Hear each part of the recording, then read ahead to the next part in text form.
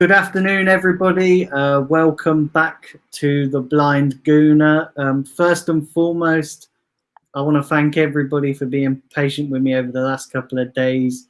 I decided to take a couple of days break and just recharge the batteries. But yeah, listen, everything's back as planned.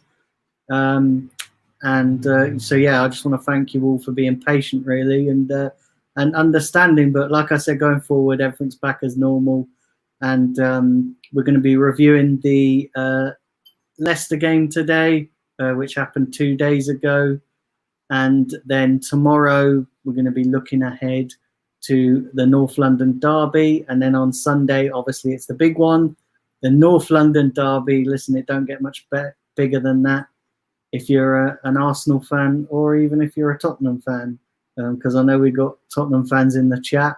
So yeah, listen, it's going to be an interesting couple of days coming up on the channel. So let's get into it. Let's get into the review.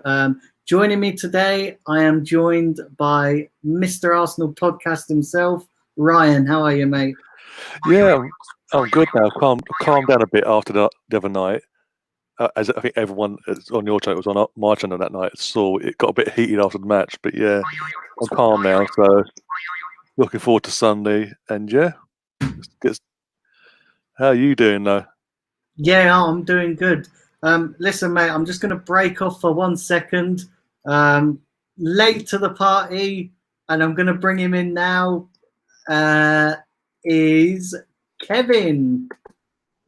So Kevin should be joining any second now. There he is. There is Kevin. Yeah, guys. So yeah, Kevin is here, and he is the second guest joining. So yeah, listen, Ryan, coming back to your point just quickly. Yeah, listen, it was a very interesting game on Tuesday, wasn't it? It was very. Listen, we started well, and then we just, in the second half, decisions and that went against us. But listen, it was the right decision. The red card was the right decision. Having looked at it, it was, yeah. Listen, if it was the other way around, we'd probably be calling for a red card. I think what's made it worse for us in 24 hours later, Burnley played West Ham. And I think the Burnley, I can't pronounce his name, I'm not even try, but number 5 for Burnley went in on Bowen and literally did a lot worse shot. There was more intent to endanger Bowen than what Eddie did to the Leicester player. All happened to him was a booking, and VAR checked it, said it was fine. So I think that's what made it worse in the sense of one rule for one rule for the other. And hence why we had that debate after the match and all that about agendas and things like that, but we're not going to get into that tonight. So Illuminati. Yeah. And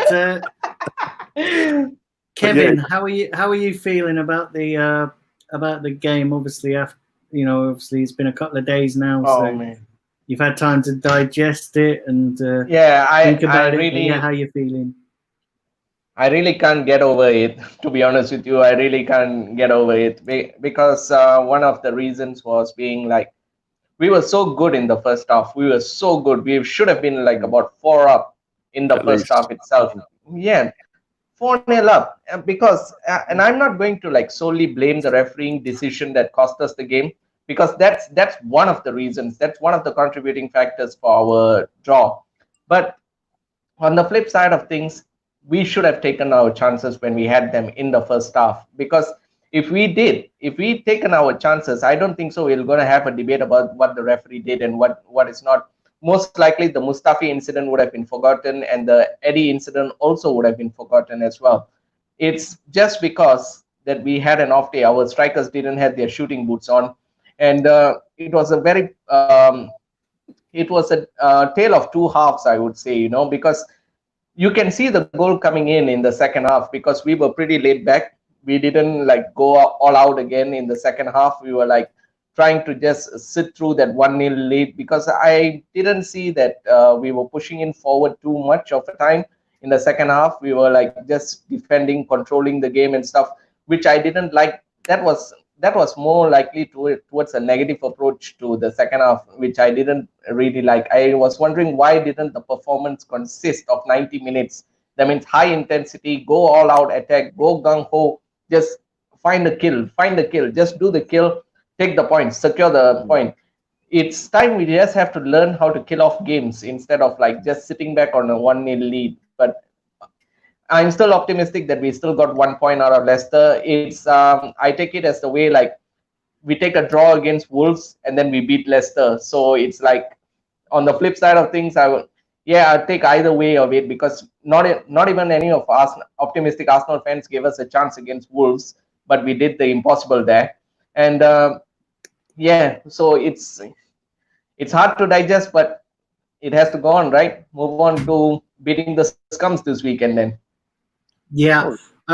Big up everybody in the chat. Sofian, Big up everybody. Amar, Melina, Taib. Big up everybody in the chat who's tuning in. And everyone's bigging you up, Kevin. Listen, this guy could be late for his own funeral. Do you know what I mean?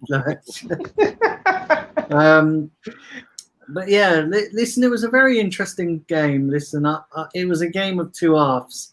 In the first half, we started off really well, and then in the second half, we didn't exactly take our foot off the gas. But the red card changed the whole game. And listen, it was just one of them things. Listen, the red card, I stand by the red card. It should have been a red card. Just because it was to one of our players doesn't mean that we're exempt from getting those kind of decisions. But yeah, listen, for me, the more worrying thing is not taking our chances when we had them. And Lacazette had 3 or 4 different chances in the game, and he didn't. He could have at least. He didn't even take one of them. Do you know what I mean? Exactly. So the worrying thing for me is Lacazette's got to be more clinical in front of goal, and this has been his issue. And had we had, say, like a world-class striker up there, or even had we had Aubameyang up there, Aubameyang would have probably slotted two out of 4 of those chances. Oh, definitely, hands down, definitely. And then this is why I don't get why some of our fans in the fan base are berating Arteta for bringing Eddie on for Lacazette in the first place. Because, like you said, Daniel, Lacazette had multiple chances in the first half, and not one of them did he take. The easiest one for me was that headed chance where he just headed it at the goalkeeper. Why did he not send it back where it came from, as in the opposite direction, and put it further out of reach of the goalkeeper? Is beyond me. It's not like he's low confidence. He's just scored in the previous game a goal that secured us 3 points. Yeah. So confidence should be high. So yeah. So when people get on Arteta's back about that, I don't get that. Just because Eddie Neal went off to get sent off, how was Arteta to know that within 3 minutes, 2-3 minutes, Eddie would be walking down the bloody walking down the tunnel? How would he know that? Yeah, I don't know. Big up Liam Damon who's joined. Listen, Liam.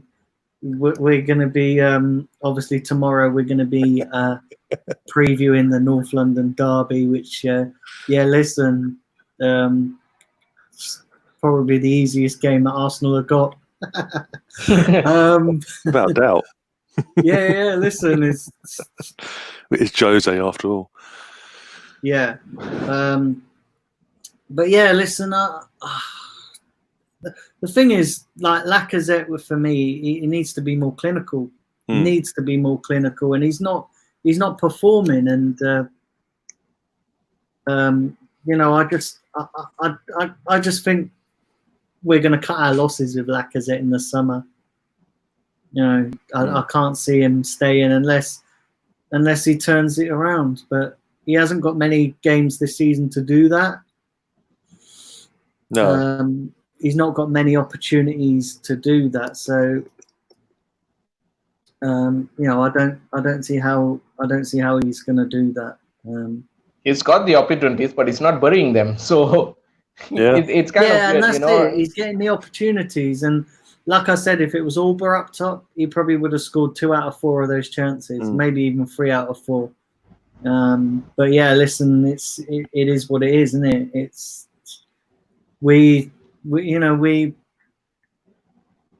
it's a load of what ifs. What if this, what if that, but the simple fact is, for me, it's more about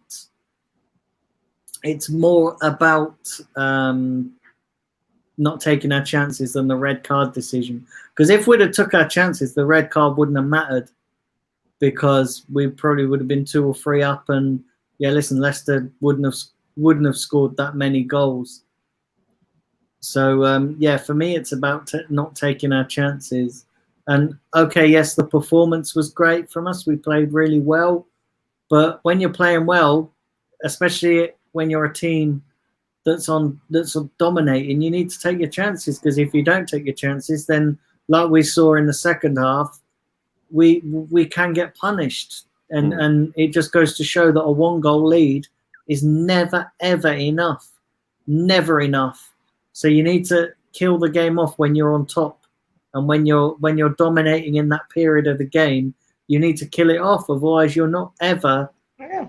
There's always going to be a risk where you can slip up, and we slipped up. Yes, the red card was a deciding factor, or had an intricate part of that, but we still need to take our chances when we get them, and we didn't take our chances. Yeah, and that's the thing. And again, this is everyone's got to remember, because I was doing a live stream last night for my own play ratings with Sam and Natesh, and there's someone in the chat saying, comparing Arteta to Emery, like they're very similar, to negative, this, that, and the other. And I started putting up stats, like for the same amount of games that Arteta's managed to Emery, in the sense of 17 games, with the last 17 games, I think it is, we've conceded less than Emery.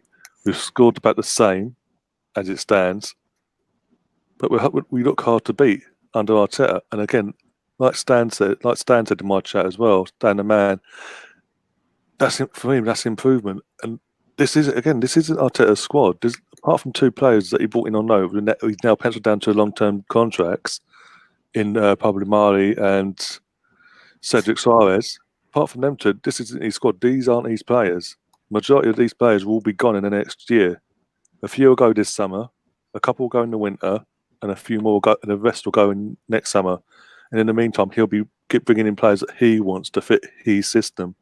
Yeah, and that's when you'll see 100% the improvement in our match day to match day performances and results. We won't be drawing. We won't be double figures next season for draws. Put it that way, or defeats. Yeah. No, listen, I agree. Big up Justice. Is bigging up all of us on the panel. I hope you're well. Big up Justice. So yeah, listen, it's I guess that is Arteta's trying to get the best out of the players that he's got. And listen, it's not his team. We know that, and there's going to be some wholesale changes in the summer. And we know that Arteta's going to ship out a few of these players, maybe half the squad. Whether he's going to do that in one transfer window remains to be seen. Well, I think 4. There's 4 definitely going. I think Lacazette, Socrates, Guendouzi, and Ozil. I think them 4 definitely gone, in my opinion, because 3 of them haven't played since the restart, and one's not performing. Big up Fred Arsenal, who's in the chat. Big up Fred. Yeah, but on the main things of things, right, with Arteta right now, is how he must encourage the team to perform for a full 90 minutes, because from the recent performance I've seen of Arsenal, they have been practically performing on one half. It's either in the first half or either in the second half. It's not a 90-minute thing, which is kind of baffling for the time being, because like a game can change on its tails just in one half. So if we can do a proper game management whereby we like get a secure lead and then manage the game. Game management is very crucial here because we have been slacking off Arteta for making pretty much like negative substitutions in recent game. He got the substitutions spot on against Wolves, but again, the other day he was doing like it was kind of like a baffling substitutes because there was like practically a lot of players. It was practically a six at the back at one point of time because I even saw Joe Willock was drifting in further in the defensive lines, just trying to recover the ball and stuff. So it was kind of baffling. And when you remove Saka, I understand Saka was kind of tired. He was kind of knackered as well, but there was no pace. There was no one to drive the ball forward, and that really cost us. And that really opened up a lot of spaces in the midfield areas for Leicester to exploit. And that's where Demarai Gray had the chance to push the ball forward, to give in a lovely on-swinger ball in just for Jamie Vardy to tap in, because he had the time and space in the midfield area just to drift one in and just to go on and give a sweet through ball. So that is something they had to look on, because I believe in the last few minutes or so when Eddie got told off to walk away, I think that's when the midfield battle was lost back then, because we were all sitting way too deep behind, and we had no runners moving the ball forward, and that really cost us that game actually. So it's time for Arteta just to advise those players, just give them some sense of motivation and encouragement, like just to go on. Don't be like too hesitant to score goals. Just go on, kill off the opponents, because just look at Manchester City the other day. I think David Silva had the same tackle given by one of the Newcastle players as well. That was a potential red card as well. But they didn't sit and moan and groan and all this. But what they did, they buried them 5-0 against Newcastle. So if that's the difference between two teams. Yep. You can see that Manchester City, it's a mentality thing, which again, Yeah. Arteta's already said straight from the off that the mentality isn't right at the club and he needed to fix that. But again, that's going to take time. But in certain players, I have seen a change in mentality, but obviously it has to be a whole squad thing for it to work, and that's why obviously he needs a whole, as even the chat is saying, an absolute overhaul in this squad. Yeah. Big up Paul John. He said we park the bus in the second half when we can't defend. Yeah, do you know what? I sort of agree with that, and I've said it for time that the worst thing Arsenal can do in games is park the bus, because we haven't got the players to do that. I think our best form of defence is trying to attack and not leaving ourselves open. Don't get me wrong. We never want to leave ourselves open, but we can't just sit for 45 minutes and just soak up amounts of pressure from the opposition, because we haven't got the players to do that. But yet we need to attack. That is where we can hurt teams. We can't hurt teams all while we're just sat back, but they can hurt us, because sooner or later, if we keep parking the bus and teams come onto us, sooner or later we're going to come unstuck, because our defence and our midfield have always got a mistake in them. So we can't park the bus, and nor do I think that parking the bus is the right thing to do. Yeah, not with this. Yeah, as you said, not with this team anyway. Not with this team, not with this defence, not with that midfield, because they can't. Midfield can't protect the back four, and the back four can't defend, as you said. And this is why we're so heavily linked, and it looks like we could be getting the absolute top class CDM in Thomas Partey, which is, in my opinion, an upgrade on what Granit Xhaka is. Yeah. So flip side of things, it maybe can bring a Go on, Daniel. Paul John's come back here. Said Arteta's overhyped, bad selections, and boring football. Do you know what? I disagree with you, Paul. Totally disagree. Listen, I listen, I agree with you that maybe Arteta is slightly overhyped, but like I've said to you, that there's a difference between overhyping a manager and backing him. I back him for the simple fact being that he hasn't had enough time yet. Yeah, there are a section of our fan base out there that think that he is the next Guardiola. For me, he's got to prove that by winning trophies and getting us up the table and getting us back to where we are. But what people have to remember is that Arteta's not going to do that in 4 months. He's only had 4 months of playing time. Forget the pandemic and forget the stoppage. I'm not counting that. But he was never going to change us from average to well beaters in 4 months. And that's where I think a lot of Arsenal fans need to get real with about what their expectations on where they want this team to go. And listen, we all want success. Don't get me wrong. We all want success. But you've got to give even any manager time. And actually, the last couple of games, Arteta's got it right. The last couple of games, the Wolves game, the Leicester game. And listen, it's not Arteta's fault that Nketiah got sent off. No. That blame lies with Nketiah. He should never have gone in the way he did. It's not Arteta's fault that Laka couldn't finish his chances, because it's all well and good you can train a player so much, but if a player's not going to finish, if player's not confident enough to finish their chances, that's not his fault. So yeah, we need to just chill out a little bit on this Arteta out bandwagon, because it's too early. It's far too early to call time on him, and give him a season and a half. Give him at least a full season. Listen, we gave Emery a full season, and I said right when Emery got the job, I said he's the wrong guy. I said he's the wrong fit, and I backed him. Of course, I backed Unai Emery because listen, you give every manager a chance. And it turned out to be wrong. And then I said to people that listen, it's wrong. It's wrong. Our Emery was a wrong choice. But Arteta, listen, who knows whether he's the wrong or right choice? It's too early to say. And at the moment, the signs are positive. But yeah, listen, even I don't know whether Arteta's the right guy, but I just think it's too early to say that.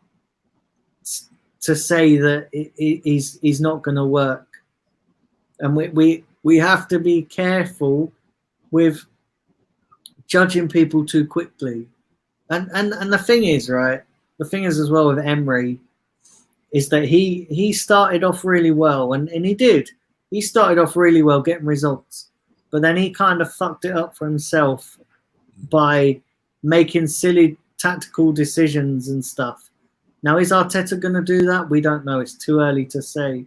But yeah, I think it's too early to say that, with the poor selections and he's Arteta's, yes, he's made some poor selections and poor substitutions. But listen, in the last couple of games, he's sort of rectified that. He's not made any bad decisions. And even in the Leicester game, listen, what you do, the game plan sort of goes out the window when a player gets sent off, and you've got to adapt to it. But listen, he's not going to fix everything overnight. It's going to take time. And unfortunately, a lot of Arsenal fans don't give it time. I'm not saying give it year after year. I'm not saying give it, do an Arsene Wenger and give him 10 years. Listen, Arsene Wenger outstayed his welcome at the club. Far too long. I'm not saying give him that length of time, but you've got to give him more than 4 months. Let's be honest. Exactly. Let him assemble his own team as well. Because again, as I keep saying, this isn't his team, bar 2 players. So you've got to give him the time to build his team. Because we've seen down the years, not at other clubs, the hire managers say they'll give him the time to build his team, and they don't. They give him he's in the job for a few months and he's sacked, and then they're starting the process again. And I don't want to become one of them clubs where we're constantly hiring and firing and changing squads every 12 to 18 months, because that's not good for the club either. Yeah.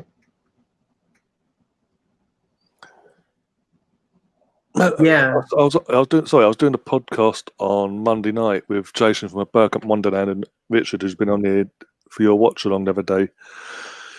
And they were saying, imagine if we get European football, be it Europa League or Champions League, at the 5th spot or whatever, if we do by some miracle, and win the FA Cup or both, what a morale boosting thing that is, not just for Arteta, but for the players going forward, the ones that he's taking forward. Because within a few months, he's done something. He's achieved something that was literally impossible. Let's be honest. When he walked in, we were fighting relegation. Let's be honest. We were a few points of relegation when he came in. We were nowhere near European spots. To get a European spot, be Europa, Champions League, and an FA Cup, that'd be absolutely fantastic, and that gives him more leverage to go to the board when the window opens in August and say, "Look what I've done with this lot. This ain't even my team. Back me. Let me build the team with the players that I want, and I can get us competing again." And if they back him, and they do back him, then we actually are for once seeing the ambition from the board. Either way, we're going to find out once and for all in the transfer windows coming this summer and next summer, assuming Arteta said here, that if it's his players or not, and if he's being backed. Because if he's being backed and it's his players, and then we start getting better, we can't then go and have a go at the board then, because this new regime is then backing him the way he wants, and things have improved. Yeah, it's if they back him, but they back him in the sense of they bring in players, but it's players that they want from their own little black books or whatever. That's when you got to question the board then, and the regime that we set up now, because then that's concerned going forward. But coming back to your point, Ryan, sorry. The thing is with this is, like, let's say if the players like perform very well, the board will actually, what they'll think, if you can accomplish miracles with this bunch of players, why do I have a necessity for me to spend and invest on more players? And I think that's what the board will do, but that's stupid then from the board's thinking that, because these players, but the bulk of this squad have played under Wenger, played under Emery, played a couple of weeks under Lundberg, and nothing changed. It was the same issues. Arteta's only doing what he can with the squad that he's got, and Arteta's the sort of person I think wouldn't have took this job if he was not going to be backed in the window to improve this squad, no matter what happened. If he was get European football, FA Cup, because that's just asking for trouble basically, and for the sort of ambition he has for his own career, he wouldn't risk it if he didn't have assurances from Raul, Vinay, and Edu, and the Cronkies that he was going to be backed and get the players that he wants going forward, no matter what he managed to get out of this season. Yeah, listen, I don't want to stay too long on this Arteta debate because we've had it so many times, and listen, there's going to be Arsenal fans. Yeah, exactly. Time's going to tell. Remember, guys, do fire up them likes and do subscribe if you are new to the channel. Listen, guys, let's get into rating the players for the Leicester game, and let's listen. I can't remember the full team lineup, so I'm going to be sort of winging it a little bit here. I'll get it up for you. I'll get it up for you. Yeah, because it was two days ago. Yeah. Just getting it up now. Phone. In goal, obviously, is Martinez. Then you've got Mustafi, Luiz, Kolasinac as a centre back three, and then after that, we've got Bellerin. Yeah. Okay, so let's stick with the defenders first. Let's stick with the goalkeeper and defense. So, okay, Martinez. Listen, I actually think Martinez had an okay game. I didn't think he put a foot wrong, really. He was certainly not at fault for the Leicester equaliser. Listen, since he's come in for the injured Leno, he's not put a foot wrong. So I'm going to give him a 7. So Ryan Martinez, what would you give Martinez? Again, I agree with you. The rating is 7. He couldn't do nothing about the goal. His distribution was spot on. He looked solid, and everything else during his game. It was just that one moment which he was out of his hands. He couldn't do nothing more than what he tried. So yeah, I can't give him any less than a 7, and that's what he does, and that's what he deserves. If we got the clean sheet, I think obviously the rating would have been a lot higher. But yeah, 7's a good enough rating in the circumstances for me.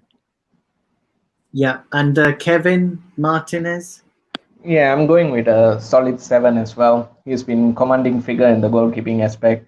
He's been manning the lines as well, and he's been a very huge presence in the goalkeeping area right now. He never put a foot wrong in the games that he has played, and his ball deliveries and his anticipation of the ball. He has the right positioning sense compared to Leno. That's what I can see from him, because he doesn't make all the outstanding saves and all. He makes everything looks easy, and that is down to his position, his goalkeeping position wise, where he stands and where he anticipates the ball to drop and to come to him. So that's kudos to him for just anticipating and just manning the lines. He's been doing, but he can't do nothing much. The goal, okay, it was a very, very open aspect of stuff, but yeah, a solid 7 for him. He's been all 7s and 8s for the last games that he has been played, so I'm not going to change my decision on that. 7. Yeah. Okay, let's move on to the defense. So what we have: Mustafi, Luiz, and Kolasinac, right, in the defenders. Yeah. Okay, so let's start with Mustafi. Ryan, I'm going to come to you first. What do you give him? I think I gave him last night my one. Again, I think now it's a 7. I gave him a 7 because, again, looked solid. Didn't do anything wrong. Couldn't do anything about the goal. Got a whack to the head as well. Let's not forget that. And got up and carried on. So yeah, a solid 7 for me. Yeah, and listen, I'm going to give him about a 7 as well. I don't think he put a foot wrong in this game. I think he did all right. So yeah, 14. Kevin, you? Yeah, I'm going with a 7 as well, Daniel. The reason being is he's never been mourning it. Do you know what? Sorry. I was meant to say 7. Do you know what? I'm reading the number of people watching, and I've just read that out as a rating. So yeah, 7. Big up 14 people watching though. Sorry, Kevin. We couldn't really debate much about Mustafi. He has won. He's probably one of the most solid defenders we have right now. A good best out of the bad bunch right now. Alongside Luis as well. So one thing I can't question Mustafi is about his aerial duels. He keeps on winning all headers, and that's one thing. That's an upgrade to him. And Mustafi has been a very prominent figure right now at Arsenal. He's been playing all games. He never had a rest. I don't think so he had a rest. But yeah, he had a gash to his head and all this stuff. But he never just keep moaning and groaning and stuff like this. But what he did is just stamp his authority on the pitch. And the one thing lacks about Mustafi is his lack of concentration. His lack of concentration occurs not throughout the game, but just a split second. All he has to do is just turn off in one bit of a few seconds, and that's it. We get punished. We have seen that against Brighton, and now the other day also, it was not wholly on Mustafi's fault. He was doing the game very well throughout the figure, but at the end of the day, when Vardy met the ball at the end of the cross, you can see that Mustafi was having a slight dig at Hector Bellerin for committing way too forward and leaving much acres of space for Vardy to run into. So it's still lack of communication and stuff, but yeah, we can't fault his performance from the remaining 80 odd minutes that he had. He was a very commanding figure, so a 7, I would say.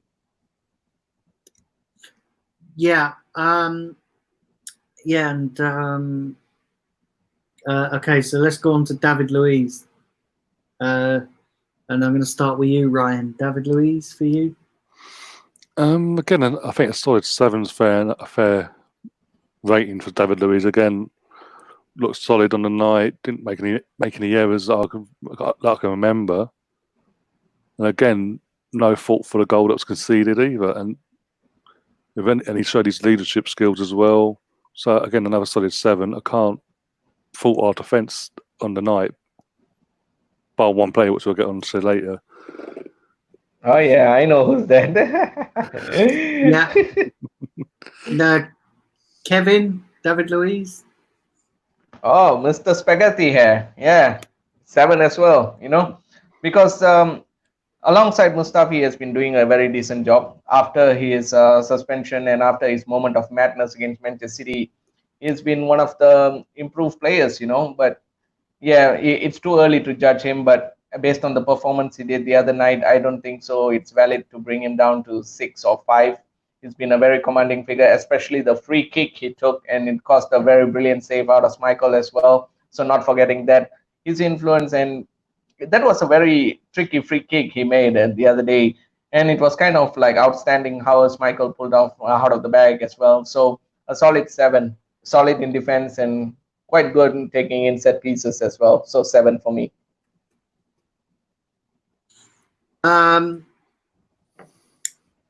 Yeah, listen, for me, David Luiz gets a solid 6.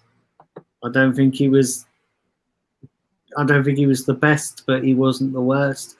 And he done all right, but I don't think he. Yeah, listen, I think a 6 is probably the right thing for him. Who else did we have playing? Kolasinac. Kolasinac. Yeah, Kolasinac. Okay, so yeah, for me, Kolasinac.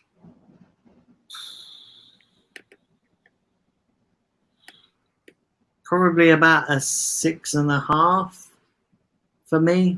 I don't remember him creating much, but I don't remember him.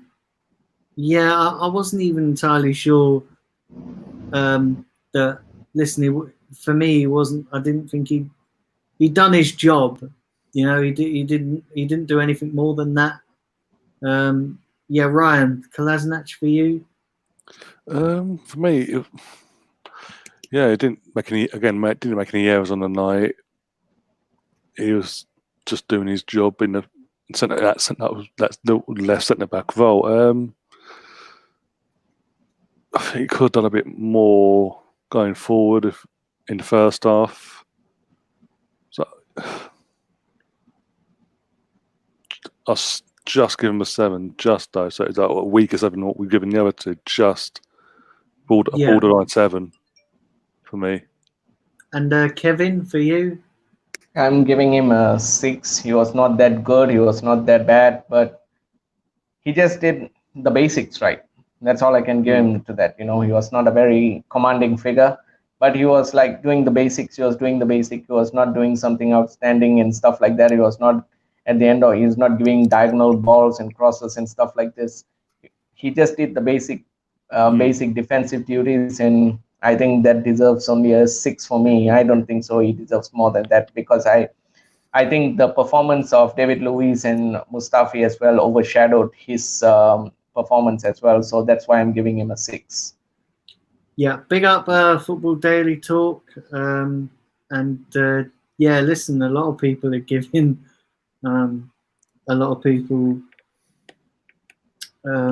David Luiz a 7. But yeah, okay, so let's move on to, who is it? Bellerin and Tierney. Let's rate those. Yeah, Bellerin and Tierney at wing back. Yeah, okay, so let's start with Bellerin, and I'm going to come to you, Kevin, first. All right, Bellerin. Oh, hecky B. This guy, he's been having a very, very divided season, and he's dividing a lot of opinions between Arsenal fans. Some fans really think that he's the Mr. Arsenal, the captain, but I don't see him anywhere near as a captain material. And he's been here for about 10 years right now, and he's been having a very downside turn of season. the performance the other day, apart from the cross to Lacazette's header, which ended up in Schmeichel's hands, he didn't do anything right, to be honest. Defensively, kind of poor. All right, he was leaving in a lot of acres of space for Jamie Vardy to run in. He was running him ragged, and offensively, what did he do much? I only saw Tierney was running up left and right everywhere. He was everywhere. And that guy has a winning mentality. You can see it. You can see the desire in him. But Bellerin, on the other hand, he was like taking a very lavish walk throughout the park. He didn't commit anything. He was hesitant to make a fall. He was like thinking, should I make a move? Should I make a run? Should I track back? He was hesitating in every decision that he would, in footballing sense, for him to decide. And for that alone, I would like, only for the cross and only for wearing his shirt right, I would give him probably a 4.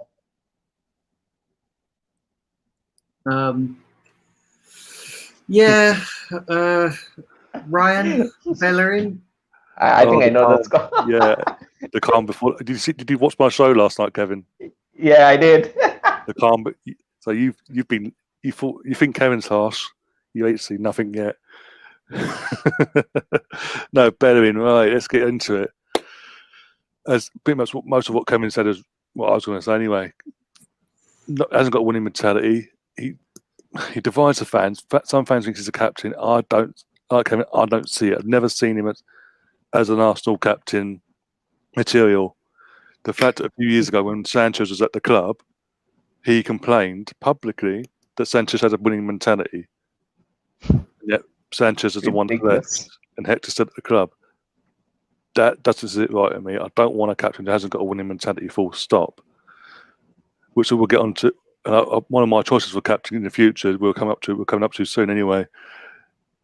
And I've said, even under Wenger, Emery, briefly Lundberg, and now Arteta, in what 10 years, 10 years he's been at the club playing first team football, maybe a bit less.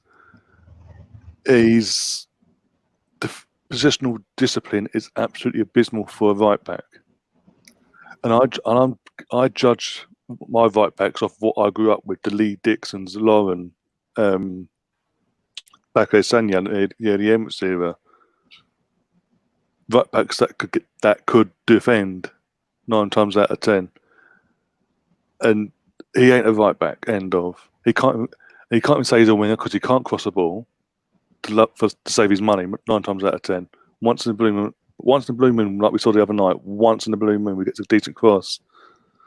We saw against Norwich, he was running and cut inside into the penalty box and held onto the ball for way too long for no reason. If he released it earlier, we could have had another goal that night.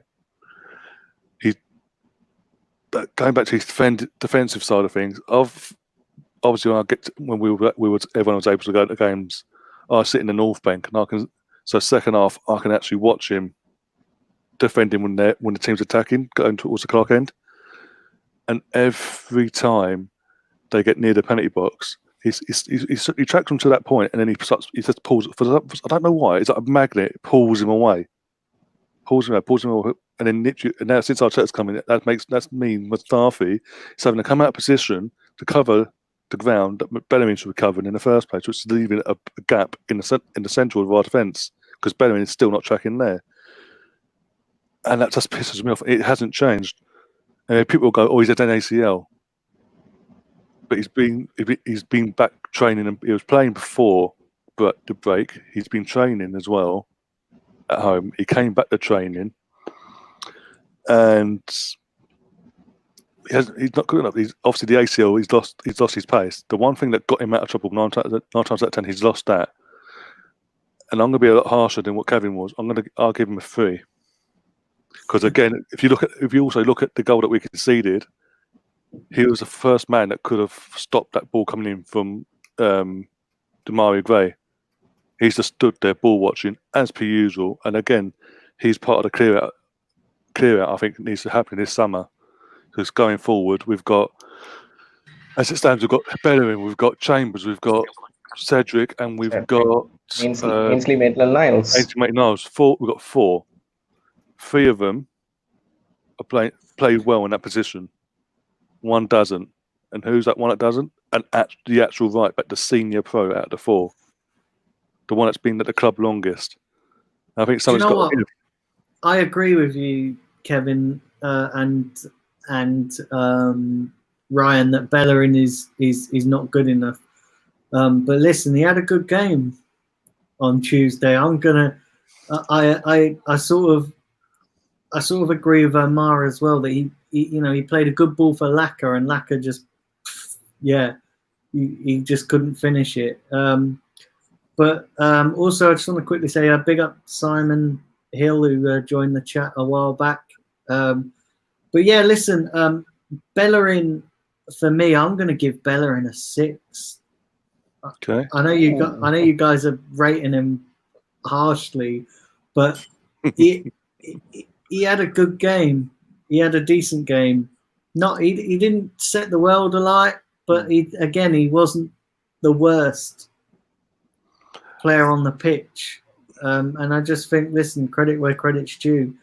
We know he's not good enough, and the likelihood is that he's going to leave. But yeah, he had an okay game on Tuesday. Oh, but this game, I'm going to give it a 6.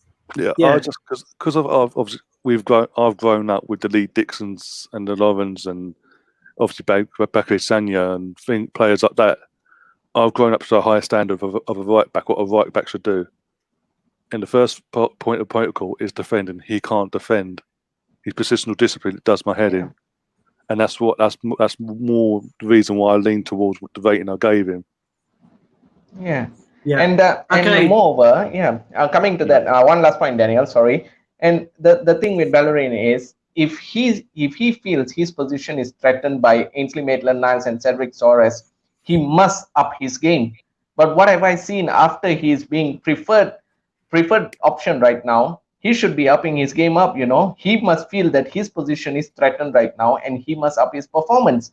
But from what I've seen from him, he is not doing the performance that's required. I can see Ainsley Maitland-Niles and Cedric Soares can do a better job than him. I don't think so Jamie Vardy would have had that much of acres of space to run into, and take a shot at them.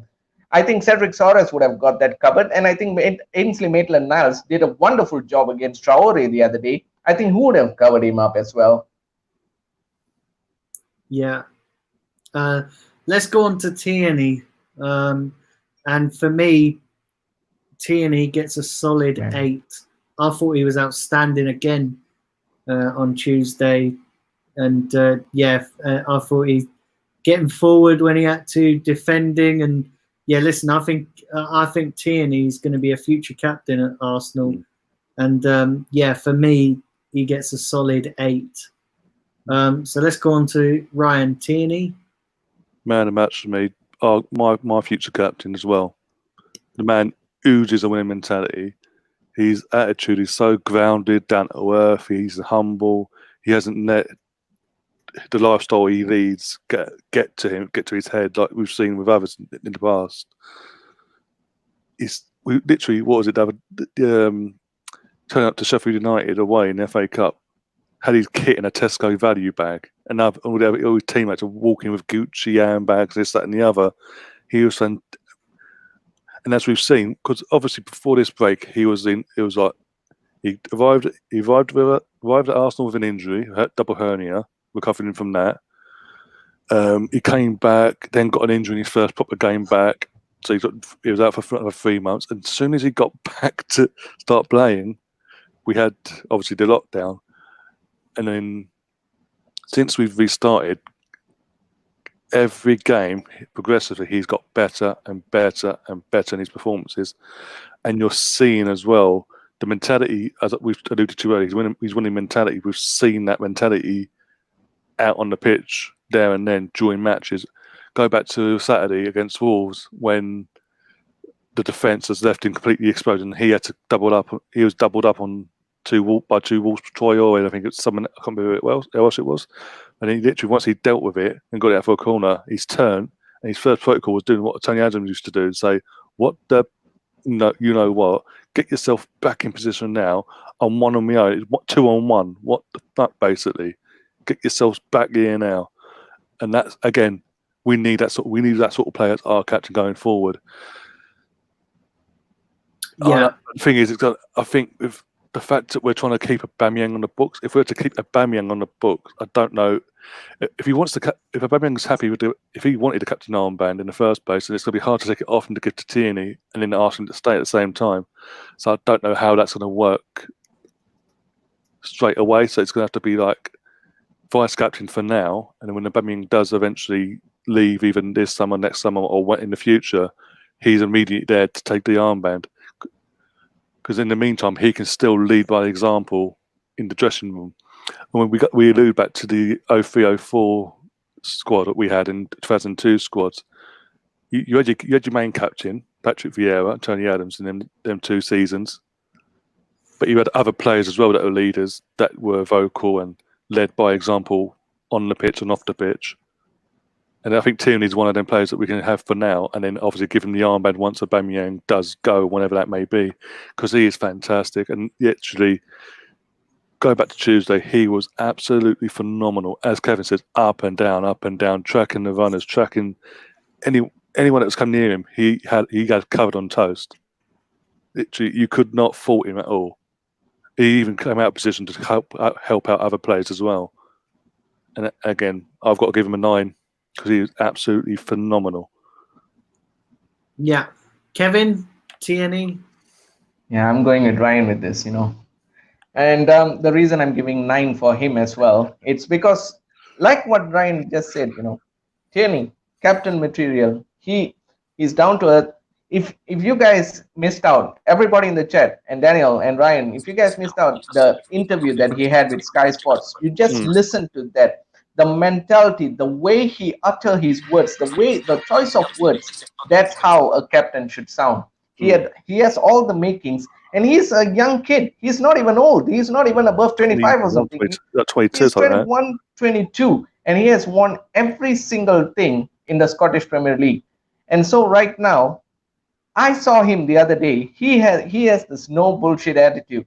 I saw him the other day that he was even like schooling Kolasinac the other day, like, listen here, you are supposed to do this, and you can see that he's one of the senior figures at the club. Kolasinac also, he's been just here about 3-4 years, and he imagine getting schooled by a guy that just came up last summer, and that's the thing.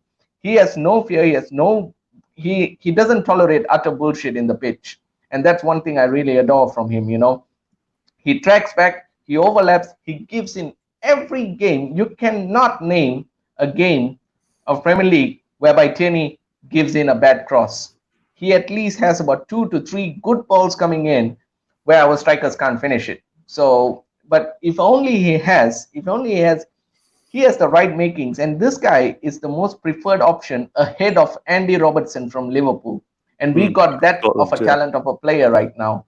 So it's up to us how we build the team surrounding Saka and Kieran Tierney, because these people are the ones that's overlapping in the wings as well, Not forgetting Saka as well is from the left midfield. It's going to be interesting to see how that combination work as well. But Tierney, on the other hand, captain material, he has all the makings exactly like Tony Adams right now. It's too early to say, but he has all the ingredients right there.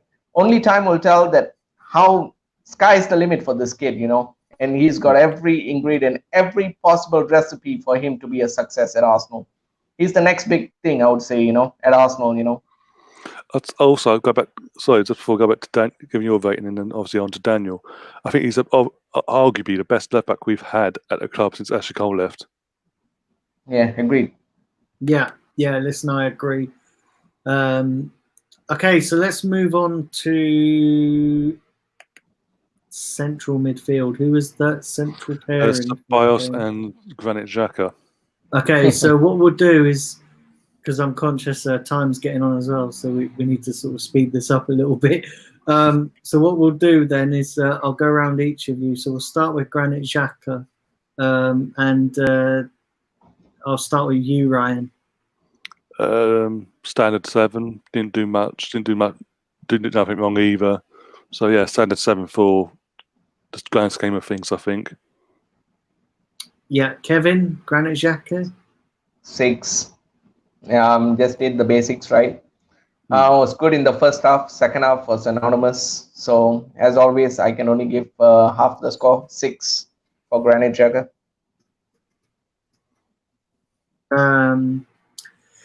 Yeah, so for me, Granit Xhaka 6.5.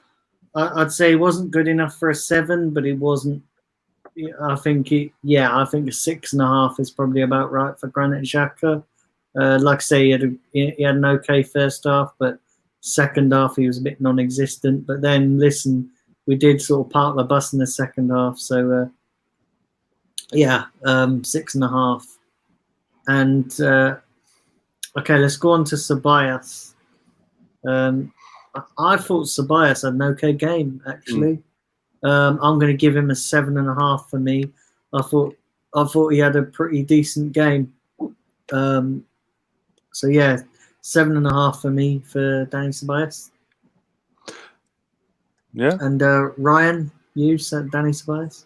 Myself, I'll give him an 8 because they're fantastic first half. Obviously, went off a bit in the second half like everyone else, but still put a shift in. And let's not forget his pass to Saka created everything for that opening goal. And again, literally, he was key in everything that first half. And as we've alluded to before, we could have been 3-4 up, and it would have been down to him and his gameplay that night. It's just hope now we can see more consistent performances from him going forward. Yeah. Kevin? Yeah, Daniel, I'm tempted to give Ceballos with an 8 actually, but if only our strikers had our shooting boots on, maybe he'll get an 8. But just for the sole purpose of him giving the ball to Saka, just putting into the defender Soyuncu committing to Saka as well. So just because of that one pass and the performance and the chances that he created in the first half itself, I think a solid 7. He's probably, apart from all the defenders, probably the only player that warrants a 7 for me. So I think I've given out a spoiler alert on that. That's the only midfielder that I can see 7 in the first half, basically on the first half performance. So a solid 7 for Ceballos. Yeah, big up Chadwick. Hope you're doing well. Chadwick, my G. Also, guys, as well, I want to say, listen, it's good to have a healthy debate, but do keep it respectful in the chat as well. Keep the debates respectful. Listen, I'd really appreciate that. Okay, so let's move on to the front three, which was Nketiah, Lacazette. Hang on, I've missed one out. I've missed. No, it was Saka, and it was yeah. So Nketiah was a sub, right? Was Nketiah he was brought on a sub. For Okay, so yeah, with the substitutes we'll do sort of like a little bit. Okay, so let's start with Bukayo Saka. And listen, for me, Saka, I'm going to give Saka a 9. I think he's been outstanding. He's been by far our best player out the front three that he's, in the games that he's played since he's come back. He's just picked up from where he's left on. So yeah, for me, he gets a 9. Ryan, Saka. Yeah, I have to agree with you. 9, hands down. We literally can't fault the guy. The kid's 18 as well. 18. And he's putting in performances like that. And he's like, since he signed a contract extension last week, that sort of given him a boost. And his performances have got even better to the point he scored his first ever goal for us. He's then gone on the next term and got an assist. Could have had another goal as well.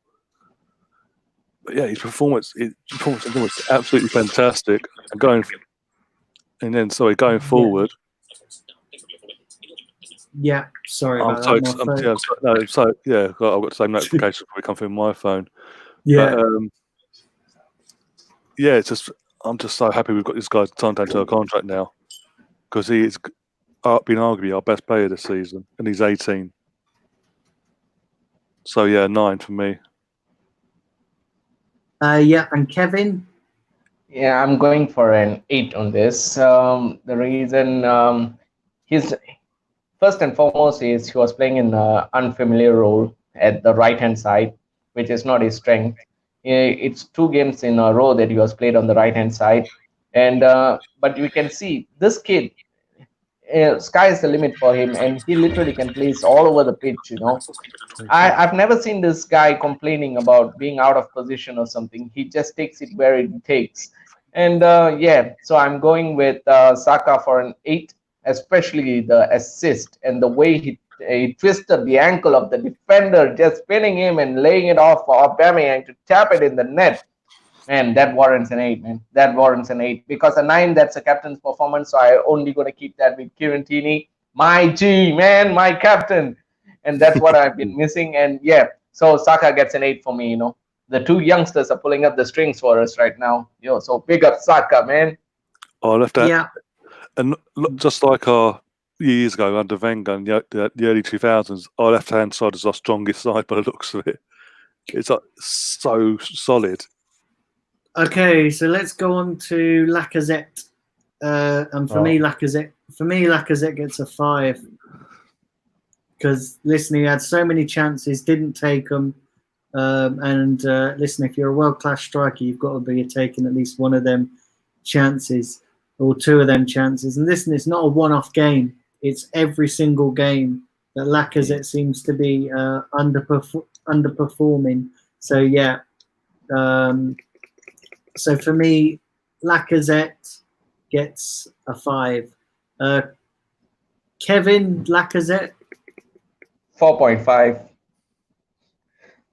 The simple reason being, the 4.5, actually, I would want to give him 4, but he had a snapshot that was saved, that was brilliantly saved. So that warrants him that 0.5 scoreline. But yeah, 4.5 for me, because he practically made everything easy for Schmeichel, to be honest. If Aubameyang had all the chances that Laka had, he's going to bury at least 2 of them. He's going to bury that. We know that. It's just a wrong thing to start Lacazette. To be honest with you guys, I'd rather start Eddie up front instead of Laka, because Eddie, he has the presence, he has the cautious of mind. He has more away goals than Lacazette did in 2 years or 1 year that he's been at the club, And that's one thing. That's what I like about Eddie. He high press, but you have seen with Laka, he's kind of hesitant to go on a high press and stuff. So yeah, Laka gets a 4.5 based on the performance the other day. Yeah, and Ryan, Lacazette for you? 3. And he's lucky he gets that because, yeah, as a striker, as a world-class striker, he ain't performing like it. He's not taking his chances, and it's not good enough. Yeah. Okay, let's go on to Aubameyang. For me, Aubameyang gets a 7. I thought he'd done all right. Mm-hmm. Nothing special. But yeah, listen, a 7 for 7 for Aubameyang. Kevin, Aubameyang? I'm going with a 6 for Aubameyang, solely for the goal that he scored. The 6 is just because of the goal that he scored, the presence of mind that he was ending up in, that he met the ball. And yeah, he was kind of missing in a few bits and parts of the game, especially in the second half. That's understandable because the formation and the tactics that we chose to play, holding on to a lead and stuff. So I think that really won him out as well. He was not in the game, and he was also, I think he was subbed off or something. I'm not really sure about that, but yeah, he'd get a 6 for me, just because that warrants because of his goal and his presence in the pitch as well. So 6 for me. Yeah, listen, he took his goal really well. He took his goal really well. Ryan, Aubameyang? I've got to agree with you, Daniel. It's a 7 for me. Didn't do much wrong. Took the chance when it came to him. And let's be honest, if he hadn't scored that goal, we could have lost the game, obviously. So scored. With all due respect, he scored a vital goal in the end. That's obviously set up by Saka in the first place. But yeah, 7. Yeah. Okay, and let's now go on to the substitutes. Yeah, I'll just get them up now. One moment. So what we'll do is we'll rate the substitutes as a whole rather than go for everyone individually. The substitutes we had was Willock, Joe Willock, Eddie Nketiah, Ainsley Maitland-Niles, and Lucas Torreira. Yeah, so we'll rate them as a whole. I instead of going for each one, because I'm just conscious of time. Yeah. So what we'll do? So for me, the substitutes. I don't really think they had a lot to do, to be quite honest with you. I don't really think they did a lot, apart from Eddie getting sent off, which kind of changed the game. So I think okay. So Joe Willock, who is it? Eddie, Joe Willock, Torreira, and Ainsley. Okay, so them three, I don't think they had a lot to do. So I'm going to give them three altogether. I'm going to give them three, maybe like a 6, because I don't think they had a lot to do. Eddie, listen, I can't give him no more than a 4. Can't give him no more than a 4. Listen, you can't be doing dangerous challenges like that, to be honest. And you should know better. And simply because he did get a red card, 4. So Ryan, for you, the subs. As a whole, I'll give him a standard 5 because I did. Eddie, as you said, a 4-3 because of what happened, but the other 3 a standard 5 altogether. Didn't have much time to influence the game or anything really because of what happened. Yeah. Kevin? Yeah, I'm going to give with Joe Willock, Torreira, and Maitland-Niles all a 5, a standard 5, because they never had much in the game to do. I don't know. They were just like there just to accumulate the numbers or so or something. But it was just a standard performance. Apart from Eddie, I would say I'd give him a 3. That kid is still young. Yeah, his recklessness and his challenge was meant to be a red card. There's no second thoughts about it. But he's still on a learning curve. It's a huge ask for him to fill in the boots of Lacazette and Aubameyang. But he's still learning his trade, so we couldn't be too quick to judge the kid. So let's give him a break. But based on that performance, he wasn't there to warrant much of a higher rating. So I'm going with a standard 3 for him, especially with his sending off as well. Yeah. Okay. Let's rate Arteta. So for me, Arteta gets a 7 for this game. Under the circumstances, I think he did pretty well. And listen, he's not a lot he could have done about the red card. That wasn't really his, sort of out of his hands. So yeah, for me, Arteta gets a 7. Kevin, Arteta? I'm giving Arteta a 6. The reason being is because he removed most of our offensive players when we were chasing for a goal. We knew that we can attack, and because the second half was practically Leicester was going all out at us. So it was a very risky situation, and he brought in a lot of defenders in. He was trying to defend that 1-goal lead, and that I believe that was a very, very negative approach, especially when you bring up pace on the right-hand side and the left-hand side when you took off, when you didn't bring on Pepe as well, because Pepe had a chance to even drop in. And Saka was also removed as well. So there was a lot of pace out of the team. And then you brought in Ainsley Maitland-Niles. You brought in Joe Willock wasn't even the furthest man on the pitch. He was drifting in the midfield, also helping out the defenders. So the point being made here it was kind of like a very different approach. But yeah, Arteta warrants a 6 for me, in my opinion. Yeah, Ryan. I'll give him a 7. Like yourself, but because he was doing a good job in the circumstances. And the only reason when it comes to his substitutions, because he went initially, his first set of subs was had an attacking approach to it with Eddie and Joe.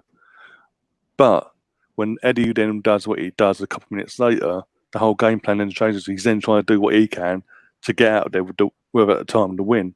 Obviously, we couldn't do it. It was a 1-1 draw in the end. But he's having to adjust his game plan then. Hence why then the likes of Pepe didn't then get on. Because I think if Eddie hadn't done what he did, Pepe would have come on in the last 5 minutes later, and we could have then obviously got the second goal, I think. But it is what he's had to adapt, and for that I can't fault him for that. He's had for so many years we've had Wenger the last few years, even Emery last season and this season, delaying their subs, making the wrong subs at the wrong time. have a negative impact on the match when we need it to have a positive impact here, and not adapt to the situation. Whereas Arteta's come in and obviously adapted to what was put in front of him in that night. So yeah, he gets a 7 from me. Yeah. Well, listen, guys, we have reached the end of the show. Listen, thank you to everybody in the chat who has taken part. Thank you to everybody in the chat who's putting your player ratings there as well. And thank you to Ryan and Kevin for coming on. Listen, it's great. Listen, you guys have been brilliant. Around each of you, and just give your platforms a shout out. So, Ryan, I'm going to come to you first. Yeah, I'm obviously the host of the Mr. Arsenal podcast, which you was on Tuesday night for the watch along, and obviously this Sunday we're back on your channel for the watch along, aren't we? So, and then obviously we're doing sort of a back and forth there. But yeah, do watch alongs. Doing a live debate show tomorrow night about is there an agenda on Arsenal? So I'm picking up from where we left off the other night on my live stream. But I've got a few guests on, and the debate, see if people do believe it or don't believe it, and just get some perspective in it. See if it's just a conspiracy theory. Obviously, usually we have some quizzes on this channel as well. I do player ratings like you do on here. It's like from last night. Do previews and reviews as well. And now starting from last Monday just gone, getting back to doing my weekly podcasts again, where we just talk about all the events of the past 7 days with a few guests. And Monday just gone, I had Jason from a Bergkamp Wonderland, and Richard. Yeah. Listen, that's great. So do go and check that. Go and check the Mr. Arsenal podcast out. Brilliant show. Listen, the watch along on there was brilliant on Tuesday. So do go and check that out. And Kevin, coming to you now. Yeah, guys, thanks for Daniel for having me on tonight. Daniel, it was a good show right now. Doing the player ratings, kind of got it with the draw, but it is what it is, right? And yeah, guys, in the chat, you guys can find me in Twitter at Kevin_Mark434, or you also can find me in Daniel's channel most often, because I'm one of the co-hosts here. So I'll be assisting Daniel in a lot of contents as well, coming in with live watch-alongs, quizzes, analysis, previews, and match reactions and stuff. So there's a lot of things coming up right now. And yeah, just before we wrap things up, Ryan, you were mentioning about the debate. Is the debate still open? Is the audience still open? I'm kind of intrigued to come in. Oh, there's still a few positions to fill, because obviously you can have 10 people on now. So me and 9 other people. And I've got a few positions filled, but there's obviously dearest positions you want to come on. That's fantastic. I'll put you in. Daniel, if you're available as well, if you want to come on for that as well. Yeah, definitely, absolutely. So yeah, listen, guys. Yeah, thanks for having me on, by the way. Yeah, no worries. Listen, it's been an absolute pleasure having you both on. Listen, guys, we've reached the end of the show. So remember, do subscribe here to the Blind Gooner if you are new, and do keep liking the content, sharing the content around, and telling people about the channel. I'd really appreciate that. Listen, my next target is to get to 1,500 subscribers. So let's make it happen. And stay tuned as well, because tomorrow we've got the preview for the big game on Sunday, the North London Derby. That's coming up. Stay tuned on the channel. I'll keep you guys posted of the time. And also, don't forget on Sunday, the big one itself, the watch along, Tottenham v Arsenal. Don't miss it. Keep it locked here on the Blind Gooner, because we're going to be bringing you lots of great content.